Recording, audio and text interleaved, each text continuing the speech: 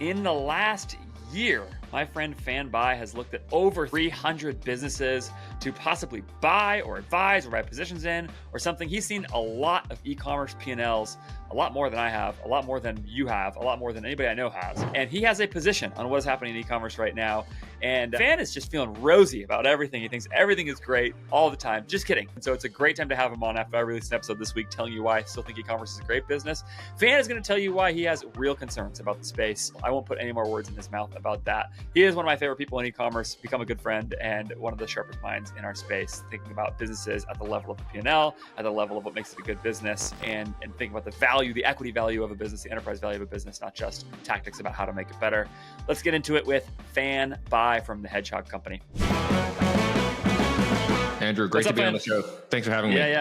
Yeah, man. Good to see you as always. This was like a quick turnaround. I said we should do a podcast, and it was like, boom, we got it scheduled, which I appreciated because I wanted to do it.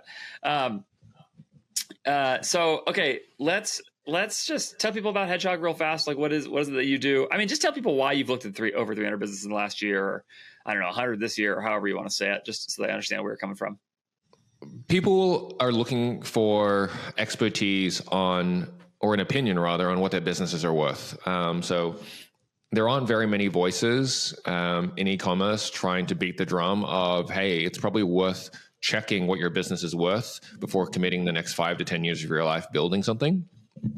So brands reach out to us either through our network or through our content marketing saying, hey, I'm building a $5, $10, $20 million business, profitably, unprofitably, growing quickly, not growing quickly. What is it worth? How do I sell? There's a ton of content historically in e-commerce about marketing. There's growing content around finance. I know you've been talking a lot more about supply chain, but there still isn't very much about the M&A landscape. And so we try to be a voice. We try to share an opinion. So people reach out to us about that. Yeah, I think that's totally right. And it's like, I feel like it's like your beat whenever you've come on my show, and it's really helpful because like you're one of the only people I know who is spending the vast majority of their time just like analyzing e-commerce businesses. And so, I did the intro talking about how you're more pessimistic than I am. And I think partly like that's probably because I have too much selection bias towards clients that I'm working with and people who are talking to me and something like that. Whereas you are actually seeing a much wider swath of the market than I am. So you've looked at, like I said, 300 brands last year, 100 brands this year. What's like the big impression that you have of e-commerce right now? What are your sort of large scale observations about this space? Because I literally just recorded an episode. You haven't heard it yet, but about why I'm still bullish on the space, and that's just a very me kind of thing to be super optimistic about it. But like, what are you seeing? It's a good reflection that you're seeing high quality businesses, and more specifically, you're spending a lot more of your time with clients that are doing well, and that's kind of self-fulfilling. We see maybe a broader reflection of the median kind of Shopify business, mostly in that kind of, call it $5 to $20 million revenue range, or maybe even 3 to 30, just to broaden it a little bit. And I think the median Shopify business is challenged. And that's probably what's driving a lot of our pessimism, that it's two things. One, which is the operating environment is challenged, which is reflected in their P&L, and the enterprise value is challenged, caused by the market's impression of what D2C businesses are worth. And so the combination of those two make it really hard to be a median e-commerce seller today. When you say they're challenged, what do you mean? So if I looked at the 300 businesses that we've seen in the last year, I probably break them down into 3 buckets. I'd say half of them are, I don't want to say bad businesses, let's say challenged businesses, so that specifically their P&L is very, very hard to win, very hard to get profitable, very hard to be a going concern. Their gross margin is sub 50%, sub 40% after shipping and fulfillment. Their marketing spend is 30 to 40%. And so from a post-marketing contribution margin, they're either flat or negative. Their retention cohorts aren't strong. And so what is the asset that you're building? So that's half the businesses. Yeah.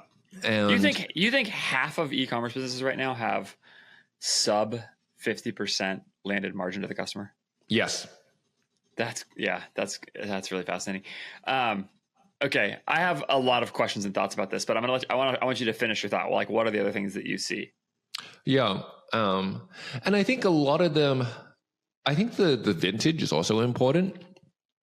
I think if you were to look at businesses that started in the last 4 years, they're probably financially healthier than the businesses that started in the 5 to 10 years prior, right? I think that there has been a lot more financial education and a lot less equity capital, both of which have driven a need to be more financially disciplined, or just an awareness that you need to have better gross margins. I think that there was this perception that you could start with directionally 50 to 60% product margins, and like there was this misunderstanding of what product margin and fully landed gross margins was, right? Like you'd talk to 4 different e-commerce operators and they'd have 4 different definitions of what gross margin was. And so you had a lot of operators starting in 2016, 2018 that said, okay, I'm going to have 60% product margins. That sounds pretty good. And then because the category they were in, or because they had high returns or whatever, they ended up with fully landed gross margins of 35%. And they just thought that it was fine because they were like, oh, I'm anchoring to 60% margins. That was just kind of the rubric they were using. But it's just really hard when you actually landed margins are 35%.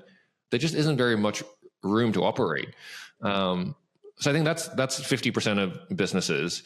I think there's another 25% of businesses that we see that have good attributes, but that are trapped inside some bad balance sheets, or trapped inside some wrong expectations in terms of growth, right? They have kind of good margin profiles, but they're running the business too aggressively and not efficiently enough, or they've taken on debt, which has kind of made the servicing and cash flow and working capital thing a massive mess. So that's probably 25% of businesses. So when you say that the balance sheet is bad, that's what you're thinking of is like bad debt, basically? That's right. So they've got some old MCAs that are killing them. MCAs, accounts payable that they've stretched the vendors on, potentially a meta balance. And all of these were kind of band-aids at one certain point, but it's hard to generate enough free cash flow from operating to be able to service these band-aids over time. Yeah. That's terrible. Yeah, that's really interesting. Okay. Okay. What about the other 25%? Yeah. And then the final 25% are good businesses, right? Like I'd say probably indexing more to like businesses that have started in the last 4 years, as let's say D2C has been around, Shopify ecosystem has been around for 15 years. In this last third, so the last 5 years, people are just much more aware. They're probably onto maybe their second or third e-commerce business, or they came from agency land and now they're starting a brand. So they're just much richer in data, much richer in experience, understand where margin profile needs to be, better understand market trends, and they're building good businesses. So yeah, I'd say that's the third bucket, and kudos to that group. Yeah. Okay, great. This is a really good thing. So I think people who are listening to this, watching this, can start to think about how their business fits into these different profiles. Okay. So let's go back to the first 50%. Okay. The group of businesses that are in real trouble. So let's say I told you had to buy one of those businesses. Okay. You had to. It was for whatever reason. It was just like you had to do it. Okay. Yeah. Anyway, if you did that, do you think how many of that percentage do you think you could, by looking at the P&L the right way and thinking strategically about how to approach things like supply chain, ad spend, OpEx, right? Like, how many of them do you think you could turn around? And what I'm really asking is like, are these businesses, were they dead on arrival, or or is this that like that operators in some of those cases just haven't quite figured out how to be good enough? I wouldn't say this to many people, because we're good friends. We've failed at turning around these businesses. And so I would say that if you asked me 4 years ago, I would say a much higher percentage could be turned around than what I think today. And so to answer your question, we wouldn't take a run at it. We think it's really hard to take a business that doesn't have the gross margin. So let's just take the kind of components of the business. So what do you need to believe to get the gross margin up? So you need a resource, which is really hard to do. And we have our mutual friends at Move and More Staffing that do a great job, but it's still hard because there's definitely risk to it. There's working capital needs to it. And it's going to be bumpy. You have to underwrite some kind of price increase. And then you're questioning the elasticity of the customer, which is probably pretty low in most industries because products are so commoditized and competitive. You probably need to believe that you can drive increased marketing efficiency, which you're better at than we are, but it's just hard for us to believe that they were doing it so badly that we can get such a material lift. And so there just has to be a lot of work done to get to an end state of maybe 5 to 10 points of EBIT, maybe. And so risk adjusted, it's just not a place that we spend time. When RICHPANEL first reached out to me to talk about sponsoring my podcast, I told them the same thing I tell everybody who reaches out to me, whose products and services I don't actually use. I told them no. And then I realized something, which is that multiple of my clients actually were using RICHPANEL and were really liking RICHPANEL. One of them actually wanted to switch to RICHPANEL and needed to clear some little hurdles, but was actually already planning on moving that way. And so I began a little bit more of a conversation and had one of my favorite calls with a software provider I've ever had with Amit from RICHPANEL, the CEO of that company.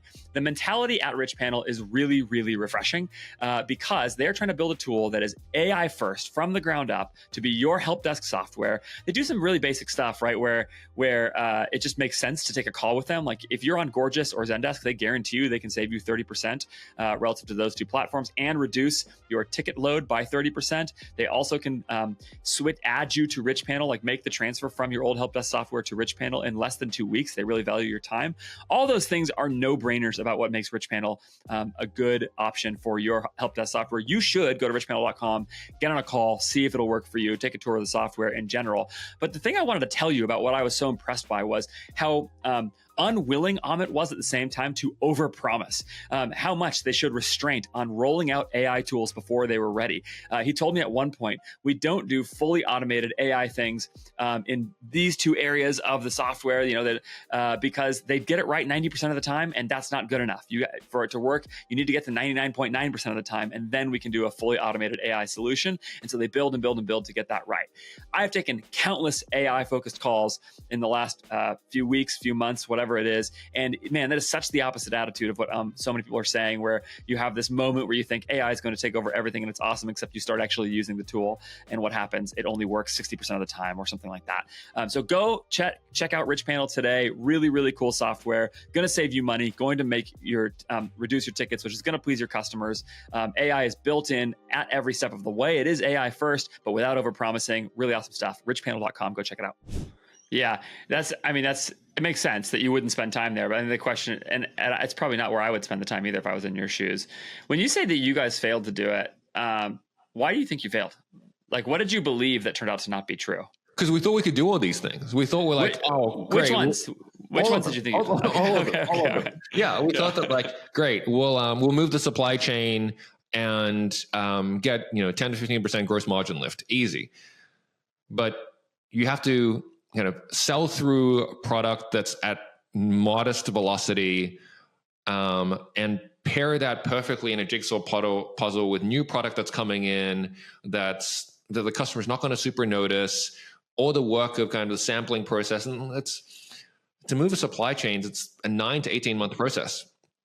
And so you're not realizing the you're not realizing the benefits for a while. And so you kind of need to survive through all these changes. The price elasticity, like if, most brands, the median Shopify brand has now trained the customer on a promo calendar, and especially in challenge situations, an increasing promo calendar. And so now we're kind of trying to increase gross margin, selling more at full price on a customer that's trained on discount and trying to increase prices. So that's really hard to do and something we've kind of struggled with. We've tried to pair like brands and overlap customer files, which just hasn't worked at all. And have talked to a number of platform and aggregators in the space that have shared similar feedback. And yeah, I think we have taken huge bites of humble pie around increasing marketing efficiency and being like, oh, we're going to do better structuring, better testing, more creative. And it's all some combination of expensive and works less good than you think it will. Yeah. Yeah. I mean, I think that's a sane approach. It's just interesting because I think part of the reason I've talked about being so bullish on e-commerce is like I look at these different elements of the P&L and go like, there's just so much more resource now to do these things well than there used to be. And maybe where that's really coming out is not at the level of actual optimization of an existing business, but what you alluded to before, which is that it's businesses that came up in the last 4 years in the environment where, as I always call it, the intellectual capital and D2C collective balance sheet. Those brands that came up with all of that intellectual capital, like you said, maybe they came out of an agency like CTC. I had Isaac Mertens on from Flux Footwear in the last couple weeks. He was at CTC, went and started a business, and look at that, mid 8 figures, pushing 20% margin, like, with great TAM opportunity, all that kind of stuff. So it's like, it suggests that maybe the actual answer here is that it's about opportunity selection more than it is about the ability to turn around an existing business that isn't that good.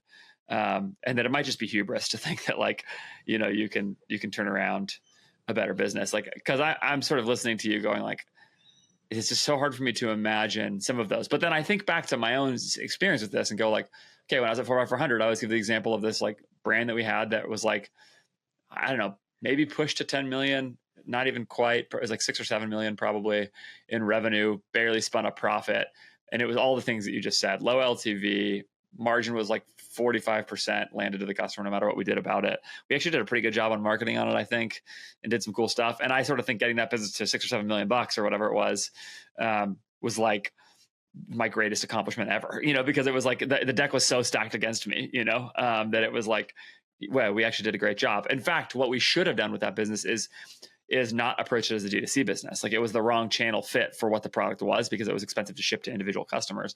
And really we needed to think differently all the way around and think it's a wholesale business is what it is. And you got to think about it like that. And that kind of shift is really about opportunity selection. It's not about going and optimizing within a certain D2C framework. It's about rethinking exactly what will create value in the business. It's like, and that's just like a much harder, bigger thing. You mentioned move supply chain, more staffing. Like I'm such a believer in those people. I think there's a lot of opportunity. I think a lot of supply chains are under optimized, but you're right. 9 to 18 months is probably a good timeline to think about winning on supply chains. And they are really, really good, talented people. They are not magicians though. You can't find 20 points of margin on a lot of businesses. I don't know, maybe Laura would disagree with that, but it would be really hard to do, I think, especially in the current environment. So yeah, I think it's a good point. And I think that just to spend a minute on the $6 million, let's call it break-even business, or even let's even be a little bit more generous. The $6 million doing $300K in EBIT. So was that 5%? Yeah. And I think it's quite an interesting debate, not one that we necessarily need to get into today, of is that a good asset to own? Or is that a good asset to have? Is that something that people should feel proud of? Because I think that the median Shopify seller, I think the median Shopify Plus seller is like a $3 to $5 million business. And so this is marginally more than that. And they'd be like, if I could just get to 6 million and 500K in EBIT, that would be so great. I'm sure there are a lot of listeners today that are like, oh, if I could get my business to 6 million and 300K in EBIT, that'd be really great. I actually just disagree with that. And it sounds like you do as well that's still a really tough business. You're just still massively pushing a boulder up a hill. You've got working capital problems every day, even though you're quote unquote profitable. That's why we think e-commerce is really hard. That business that's a great, I think I think that's a really good example, because in that business, I mean, we literally had this conversation at 4x400, right? We had multiple brands in our portfolio and we were spending a bunch of time on that brand. And the ultimate decision at the end was it required the exact same amount of output of mental and temporal and financial force to get that business to there as it did to get Bamboo Earth, which is the one business they kept, to a much better spot at the level of profit and cash and all those kinds of things. And so the problem with the $6 million business putting off 300K, first of all, like you said, it has no cash. So like the 300K, you don't ever get to put in your pocket ever.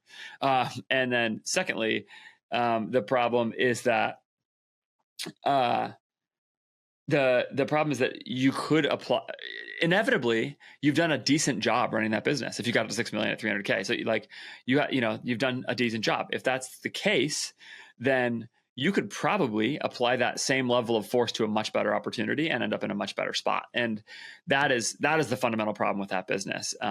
So you have to think about, like I said, like, is there?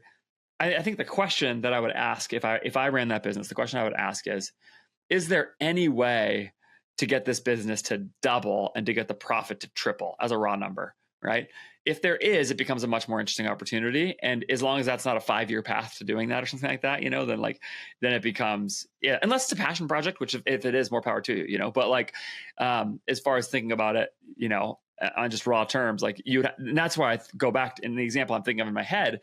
That's why I go back to the idea of like, oh, I think actually if we had rejiggered all of our efforts into like wholesale relationships, we could have really changed the margin profile of the business and potentially just done some really different things in a way that maybe would have produced a meaningfully better business, or at least a much more profitable business at the same level.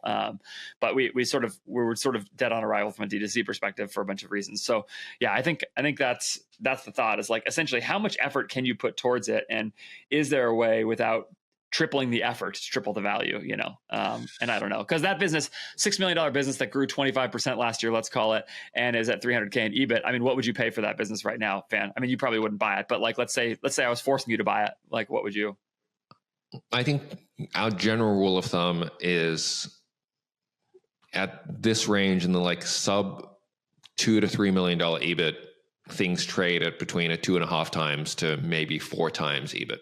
I was thinking 3x SDE, somewhere around $1 million is the value of the business. Yeah, I think that, like, and just to push a little bit on the, like, you said it in kind of passing of, oh, we could go wholesale. Like, that's been a very in vogue thing to talk about. And I think that's just also another way to die.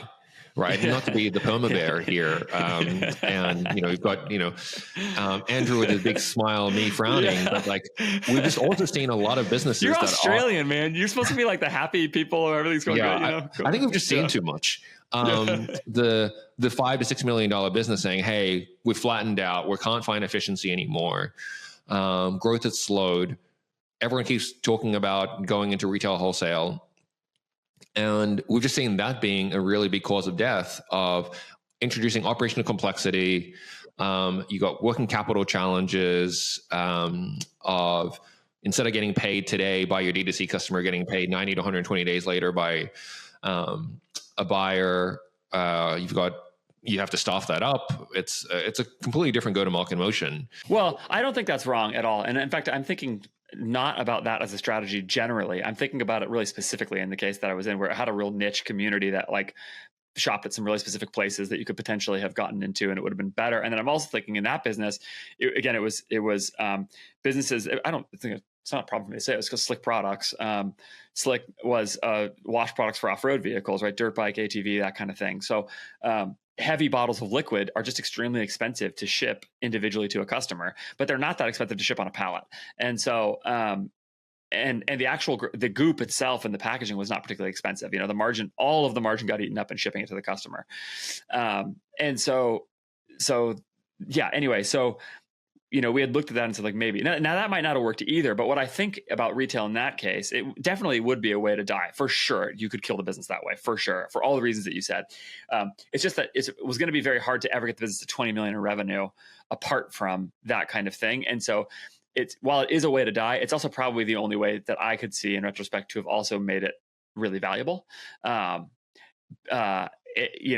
so it was just a risk reward thing, like probably more risk, but also much more reward because you would end up potentially having more margin as well. I wouldn't have stopped selling D2C. I just would have considered it a secondary channel and try to grow it more in some other channels. And we had, for the record, we definitely had people at the time suggesting that, saying like, you just have the wrong delivery mechanism for this. And something that's underrated, I had Kelsey Larrick on here a while back, just debating this stupid question of like, is D2C a business model or is it a channel? And one of the reasons I say it's a business model is because shipping the product to the customer logistically is like very core to the thing. And if you can't do that in a cost-effective way, the business breaks. It doesn't work. And so like, so that's like one of the things. And I think a lot of brands, and I don't know if it's something you see when you're talking about those 50% of brands, like I think a lot of brands end up not realizing how much like the cost of shipping to the customer ends up crushing their margin. And it's because it's like a value to weight ratio problem, right? Like, you can't, if you have something that costs the customer $40 and is kind of big, like you're just dead. Like it's really hard to like make it, because if it costs you $8 to ship it or something like that, like that's 20% of the money you collected. Like it just, even if you charge for shipping, like and people do that math wrong all the time. So I don't know how much of a problem you see consistently on that, but I think that is something people underrate as they're doing this calculation. Yeah. Does D2C work for anything else other than supplements and beauty? I think that's a question that we ask more internally now.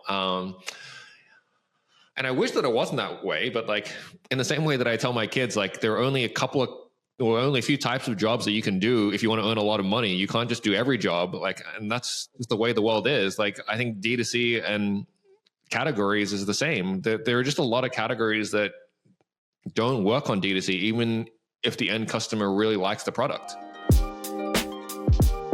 If you are trying to build a profitable e-commerce business, there is a tool unlike any other that is thinking the same way as you for doing that, and that is INTELLIGEMS. When I talk to my friends at INTELLIGEMS about what I'm supposed to say to you as a sponsor of my podcast, they say the same thing over and over, which is all we care about is people operating excellently. That's what they want. They want to help businesses operate excellently, and that means operating with a profit-first mentality. And so INTELLIGEMS is built to help you do that by giving you the ability to test a bunch of different aspects of your site and your product and your offer in a way that allows you to drive more profit in your business, which is why the God metric in INTELLIGEMS is profit per visit. It is essentially CRO software, but it's so much more than that, because it's not just like basic, Google optimized replacement kind of stuff, although it can certainly do all of that. The install is simple. It can handle all of your basic A/B tests on regular pages if you want to do that. But so much more than that, because what they really want to help you do is test the things that are the real needle movers for profitability in your business, like the price of your product. I've had Nate Lagos on this show talking about how he has consistently tested the prices of his product for 3 years and done that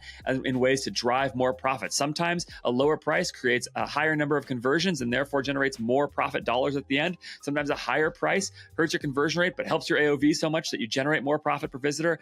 Who knows? Well, INTELLIGEMS does when you go and make that test, and it is something that you probably haven't tested, and you should, to build a regular rhythm of doing that, to find where the best place is to price your product for your customers to generate the most profit for you. You can do the same thing with things like free shipping threshold or site-wide offers. That 10% off that you offer customers for signing up for your email list when they first get to your site might be cannibalizing your revenue, and you may not need to offer it. Or maybe it's actually generating additional customers. The way you can know is by testing it with INTELLIGEMS. So go to intelligems.io, start testing the things that drive profit in your business so you can put up a bigger bottom line in your business and drive real value in it. Operate excellently with help from INTELLIGEMS. You can also save 20% off your first 3 months when you use the code FARIS20. That's FARIS 20, like Paris with an F, FARIS 20, or just tell them I sent you. They'll give you the discount, 20% off the first 3 months at intelligems.io. Go check it out today. What do you mean by work? At what point does a business work? Because this is something I think when I debate this question with people, I think sometimes I have a different idea. And it's partly because I've said this before, but I'm just not that ambitious. So like, how big does a business have to get and how much EBITDA does it have to drive, or EBITDA does it have to drive for it to work, quote unquote? To your exact point, I think it's different for everyone based on their personal ambition, right? But I think going in, there is some loose calculus of what do I need to get paid? And then on top of that, my equity as a bonus, like what is my bonus worth? And you want to be building both of those over time. and they should match your ambition. What certainly doesn't work is if you're expecting your equity to be a part of your base. Hey, I'm actually not very happy with the salary that I'm making, but I'm going to make it all back on the equity, and you've tremendously mispriced the equity, and it's actually not worth anything. I think that's a bad setup. I mean, yeah, that's a real, yeah, that's a rough day to wake up and realize that that's the case. And I'm sure you see that a lot. Yeah. I think that's the median Shopify business, where they're not earning as much salary as they want to, but they're making a bet that the equity will be worth something that will amortize over the 5 to 10 years that they run the business.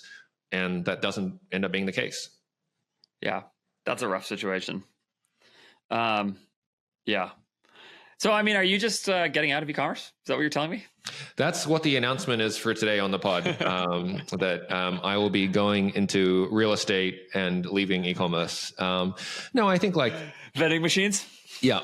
Vending machines, dry cleaners. I think. Wait, can I tell you a story about this really fast before you say this?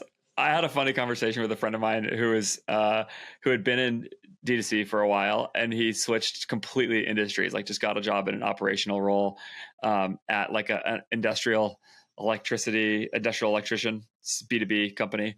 And he said he was in a meeting in his first couple of weeks, and they're talking about how they had priced whatever they had priced the job at. This business is doing less than 10 million in revenue. They'd priced a job at whatever they'd priced it at. They did the job, and their costs came under what they had expected their cost to be by a couple $100,000. And so they just had $250,000 more on the job in profit than they had expected, basically contribution margin, right? And he's like, they're sitting in this meeting, and somebody announces that, and they're like, "Oh, that's great!" Everybody says, "Oh, it's fantastic," And he and I both were talking about how in D2C, if suddenly just someone came up with $250,000 on a $10 million business or something like that, of just extra profit that nobody saw coming, everybody would have stopped and immediately gone and had a party, because it's just you're just clawing for every dollar like that. He's they just found it under a rug, and it was and clear what he learned, right, is that happens reasonably often in that business. And so just ran at this monster margin doing this thing, and had been doing that for 50 years. Somebody had started it, and it was one of those things that made me think and maybe just to put the question back on you, why are we in e-commerce? What is there a different world? Is other business actually easier, or is it just the grass always greener? It's I don't know, Fan, are you quitting e-commerce? I suspect that the grass is greener, which is why I'm here, but maybe that's just a story that I tell myself. To answer your question more directly as to why 15 years in, I'm still in e-commerce, I think I have certainly a skepticism, and I don't think that there's any free lunch. But the reason that I'm here is I like the industry. I like thinking about why consumers want to buy products, how you price them, how you position them. I'm inspired by the 25% of good businesses, new cohorts coming through, running e-commerce businesses really well.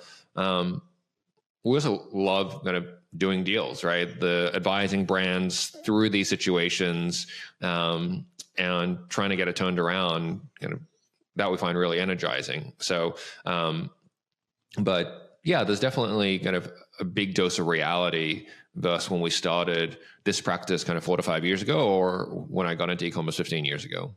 Wait, I have another question that I was thinking, as I was thinking about your examples of a business with 40% landed costs, 40% landed margin, and 30% in ad spend. Why doesn't that brand just spend 20% on ads? Yeah, because it doesn't have a strong enough retention cohorts, and so it's very one-to-one to top line, and then you just get to lower contribution margin in absolute dollars. That's one version. Another version is most founders and operators just aren't willing to go down in revenue, right? That's it's blasphemy to say we're going to project down but try to be more efficient, even though that might be the healthier thing to do. And we tell brands we talk to all the time, it's better being for your 25 plan, it's better to be 15 and positive 1.5 than it is to be, 21 and -2. But what they index so much on is like, we so want to grow to 22. Like if we can just get that a little bit, because if we can get to 22, then maybe we can get to 28 the next year, then we can get to 35. And now our business is going to be worth a lot more. And I just don't think that that's true. We have seen probably a handful of deals in the last year where they've gotten to true scale. We were an advisor on a kind of approximately $40 million fashion business that sold for kind of mid 7 figures.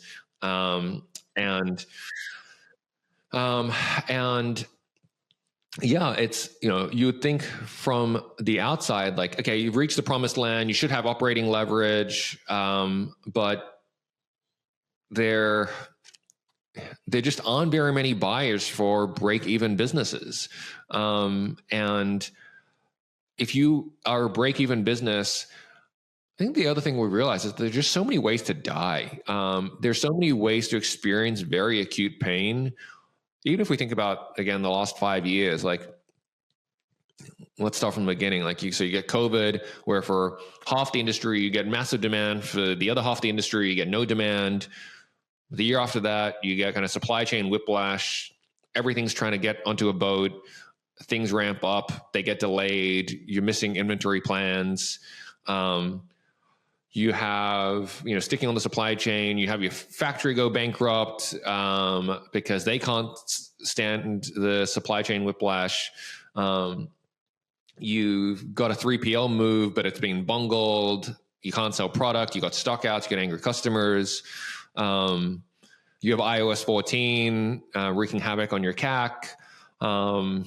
You've got 145% tariffs or 46% tariffs, and I think you talked with Taylor a little bit about like building the anti-fragile business. I think it's really hard to do in e-commerce. Really hard to do. Yeah. I just want to say, if somebody has a break-even business, a break-even $40 million business that they want to sell me for a few $1 million, I'm interested. It is impossible for me to hear that that's the case and to think that there's just not something else going on there, that it's just being operated in a way that is sort of silly. I just can't imagine if you are able to break even on 40 million.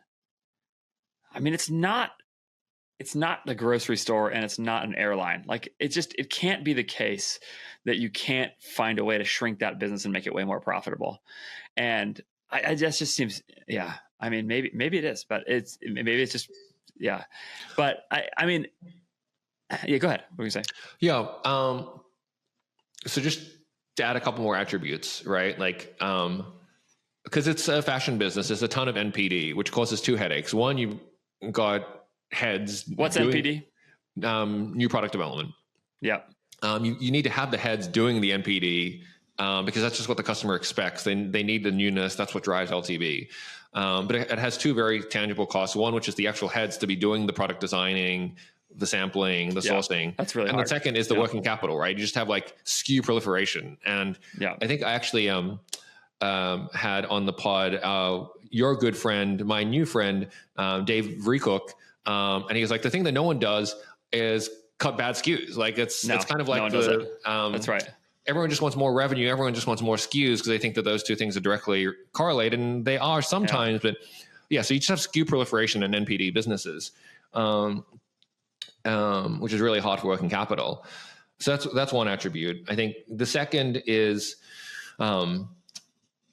there is this thing that happens when you get to some scale, that you get more people not doing the work because you're thinking, you've been growing and you're like, okay, we're only 2 years away from 75 million. So we need to start building an organization with systems and processes and one-on-ones and team meetings to organize to look like a $75 million business. But when you end up being flat for 1.5 years, but you've got the kind of OpEx starting to bake in and the culture starting to bake in of a $75 million business, that can cause a lot of problems. Yeah. And then when you start to have some of these problems, when you end up being flat, but you project it up, your balance sheet starts to crack. You start saying to your vendors, hey, can we push out payments? Yeah. You stop adding some more debt. You start adding some more mezz debt. And again, speaks to the fragility, not the anti-fragility of some of the businesses in our industry. But like, to come back to the point you made earlier, people just want to get to that next revenue level, and they won't accept the advice that a $15 million business doing a 10% profit is better than a $22 million business at break even or a loss or whatever. I mean, that's not an e-commerce problem, right? That what you described is a human problem. What you described is the power of lust for wealth, the power of lust for status, the power of envy. Sometimes it's a calculation, which is one way to frame it, right? That's sort of a positive spin on this. Is just like somebody miscalculating that the business will be somehow have more operating leverage at 22 million, and so they just need to get there. But I think a lot of times it's actually not. Like, it's like the problem that they have is that they it's a joy problem, it's a problem of contentedness in life. And now I recognize that other people have different aspirations for themselves than I do, but maybe what part of I'm saying is like, are you sure those are good? Like, are you sure because you want that? Aren't some of your desires for yourself and aren't some of your aspirations bad and hurt and harming you? Like, I think that sort of everybody knows that's true, right? This is like anybody who's eaten too many donuts understands that sometimes your desires are leading you astray in terms of what's actually best for you. And this is like when I hear you tell that story, like, it's like, oh, I can get 10% of margin back. You just spend less on ads and grow slower. Now, again, I'm not saying you have to be locked into that opportunity. Otherwise, you are reflecting your envy and lack of contentedness. Like, it's possibly the case that you should shut down that business and go put your efforts elsewhere to try to pursue a better opportunity. Like that might be wise. But the more I'm thinking, I'm just reflecting on what you're saying as you're saying it. And I'm thinking like, so many of the things you're describing strike me not as business problems. They strike me as like desire problems. I don't know what you think about that. But. I only half agree with you. To answer your question of, is this an e-commerce problem or a human problem? I think that there is an e-commerce problem because of where e-commerce started and still the tail that it is wrapped around. So e-commerce started 15 years ago as a tech business. I think some people might today call it a tech-enabled business. And there are still sources of capital that value it as a minimally tech-enabled business, more akin to a tech business. And I think if you if you had a $15 million bricklaying business or dry cleaning business, I don't think that there is a single operator in a Main Street business that's like, oh, I'm going to create more enterprise value going from 15 and 1.5 to 22 and break even or negative because someone's going to put a revenue multiple price on it.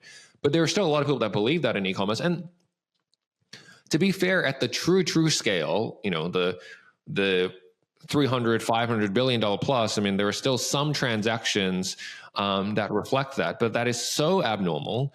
And it probably backs into some like just really high EBIT multiple, in the high teens, low 20s because of the scale. But a lot of people don't see that. And so I think that there is an e-commerce problem of this either misunderstanding or incomplete understanding of the value of their business, that a lot of people do believe, hey, I just need to get to that next revenue milestone, then the next one, then the next one, the next one. And then some strategic's going to pay me a price, or I can get to some operating leverage. And I think that that's probably, for almost everyone, not the right way to approach it. Yeah, I think I think that's a really good point, which is that essentially what you're saying, it feels like what you're saying is it's not actually like, it's almost like somebody sold them a bill of goods about what an e-commerce business is and what it can do. And it's not really their fault for believing that when it was sort of true for a little while, And yeah, that's Yeah. I think that's a fair point. I mean, what happens though when you actually tell one of those brands, hey, maybe slow down your revenue and take more profit? People, you say like just resist that knowledge. Do you think they're resisting that because they're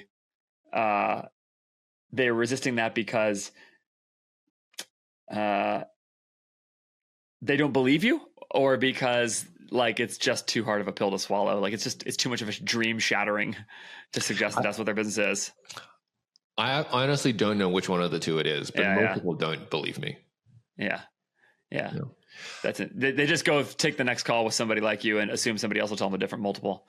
I mean, that sort of makes sense. I actually did. I had somebody recently tell me like they said something about a business and it was negative and not grow. It was, I mean, it didn't have any book value. And they were like, well, it has book value. Come on, like it has some. And I was like, I'm not sure it does. Now there's an interesting thing there, which is like it has as much value as somebody will pay for it. So like maybe it has some value, but because maybe somebody else would buy it even if I wouldn't. But and so yeah, again, that's sort of rational in that respect. But yeah. Andrew, I need to hop in 2 minutes, but on the like dissonance on pricing, like even just this week, we talked to 2 brands. One was doing 15 flat versus, projecting 15 flat versus last year, probably lost last year, predicting break even this year, and something better next year. And it was a kind of apparel and accessories business. We had a different business in the supplement space, 4 and break even last year, projecting 8 and break even-ish this year. So 1, 15 and break even, another but flat, another 4 and break even but growing. And they both it was just a coincidence that I was like, what do you think those businesses are worth? And they both said like $10 million. And I just like kind of sat with that for a little bit of like, how, that just wouldn't happen in most businesses, that you get 2 such different things coming to the same price. And why is that? And I asked them, I was like, how did you arrive at that price? And and the answer is really just a feeling. Yeah. Vibes. Yeah. Yeah. It's vibes market cap. But I think it was just very reflective of a lot of things that we've been talking about, of like, just checking whether the enterprise value that you're working hard on is priced correctly. Yeah. Well, one of the things I wondered about is if the kind of person who would say those kinds of things is actually listening to my podcast and listening to this interview, because like presumably that person is hearing certainly everything I put out is saying like, here's how to drive profit while you grow, and that's like the thing that's all I talk about, and like it assumes that that's the way you generate enterprise value, because that's actually the thing I care about. The reason I care about driving profit is because I care about driving enterprise value. And so, yeah, the 2 are the same thing for me. And so that person maybe doesn't see that. All right, Fan, thanks so much for your time. Good conversation about the state of things. Like I said, you see a lot of businesses I don't. You should follow Fan on X at Life of Buy. You should follow him on LinkedIn at Fan Buy. Both of those links are in the show notes. Go follow up with him, reach out to him, sell him your very, very good e-commerce business, restore his faith in e-commerce. You can do it with one business. Just put it right in front of his desk and show him it's not supplements, but it's still making money. Thanks, Fan. Great. Andrew, thanks so much. Look forward to next time. Yep. Thanks so much for watching or for listening. You should reach out to me at podcast@ajfgrowth.com if you do want to, sell me your business that's $40 million and not making any money. I probably can't buy it, but reach out to me. Maybe I can find you someone who can.